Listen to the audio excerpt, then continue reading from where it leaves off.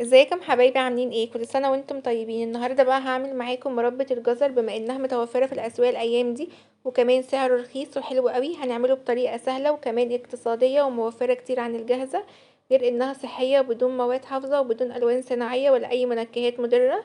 هنعملها لسحور رمضان وهتبقى حلوه قوي، وهقولك سر التسويه وازاي تحتفظي بيها لسنه او اكتر. يلا نسمي الله ونبدا الفيديو. هنا معايا 3 كيلو من الجزر، نضفته وشلت القشرة الخارجية بتاعته وغسلته كويس قوي، ونشفته برضو من اي مية موجودة فيه كويس قوي. بعد كده هبدأ ان انا ابشره بالمبشرة بالشكل دوت، وممكن كمان تفرميه بالكبة. يعني لو مش حابة تبشريه بالمبشرة، تحطيه برضو في الكبة وهيديكي برضو نفس النتيجة. انا هخلص كل الكمية بالشكل اللي انتوا هتشوفوه دوت.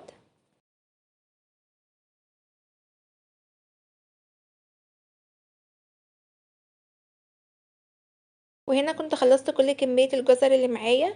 هبدأ ان انا انقلها في طبق كبير عشان اعرف ان انا اتحكم فيها في التقليب. بعد كده هضيف لها معلقتين كبار من بشر البرتقال، وبشر البرتقال بيدي لمربى الجزر طعم حلو قوي ونكهة جميلة. بعد كده هبدأ ان انا اضيف السكر. انا ضفت لكل كيلو من الجزر كوبايتين كبار من السكر، يعني 3 كيلو جزر اخدوا معايا 6 كوبايات من السكر.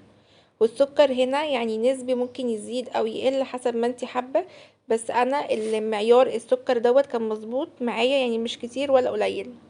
بعد كده هبدأ ان انا اقلبها كويس قوي واشرب السكر آه لل للجزر كويس قوي زي ما انتوا شايفين كده. وهنا بقى انا كنت شربت السكر كله للجزر، شايفين ما شاء الله كل ما بقلب كل ما بنزل سوائل كتير ازاي.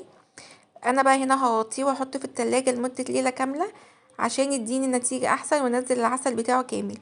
هنا بقى بعد ما عدى ليلة كاملة عليه وطلعته من التلاجة كان معايا بالشكل دوت، شايفين ما شاء الله منزل سوائل كتير ازاي. وهنا بيدي نتيجة احسن. يعني لو عايزة تعمليها ومستعجلة عليها هتسيبيها بس 5 ساعات، بس مش اقل من 5 ساعات عشان تديكي نتيجة احسن. ماشي. هنا بقى جبت الحلة بتاعتي وهبدأ ان انا انزل فيها بكل كمية الجزر اللي معايا. هاخدها بقى ارفعها على نار عالية، وبعلي النار عليها في الاول على ما تبدأ تغلي. واول ما تبدأ في مرحلة الغليان ههدي عليها النار، يعني تكون اقل من المتوسطة، لا بتكون هادية قوي ولا عالية قوي. ومن وقت للتاني كده بنديها تقليبة كويسة. ما شاء الله مربى الجزر هي المربى الوحيدة اللي ما بتفرش على النار، وكمان ما بتعملش اي رغاوي او ريم على الوش، فعادي انك تغطيها اثناء التسوية. وكل شوية كده بنديها تقليبة لان طول ما ايدينا فيها بتستوي مظبوط.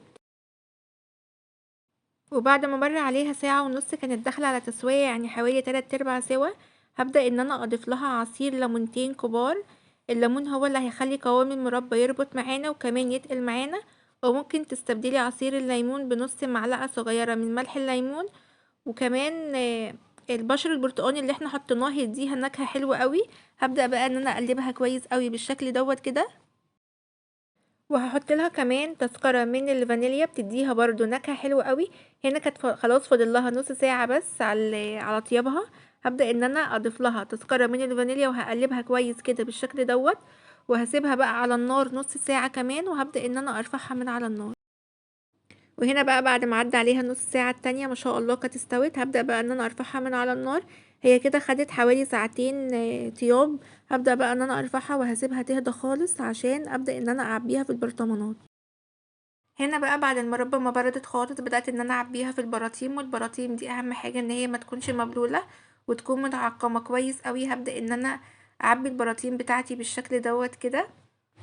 شايفين ما شاء الله المربى جميلة ازاي. لو عايزاها بقى ناعمة مش خشنة هنضربها في بالهاند بلندر او في الكبة، بس انا بفضل ان المربى تبقى معايا بالشكل دوت كده. بجد جميلة قوي من غير اي مواد صناعية ولا الوان، واحلى من الجاهزة بكتير. وبتفضل معاكي سنة في التلاجة، هنحفظها في البرطمانات. واهم حاجة ان احنا البرطمان اللي احنا هنستعمله هو بس اللي هنفتحه. ولو هتحبي ان انتي تخزني الباقي هتسيبي البرطمانات مقفولة، مش هتفتحيها خالص، وهتفضل معاكي سنة او اكتر كمان. بجد جربيها، حلو قوي ومفيدة للاطفال ومفيدة كمان لينا، وحلو قوي لسحور رمضان. بجد جربيها وقوليلي رأيك في الكومنتات، ولايك وشير لو عجبك الفيديو.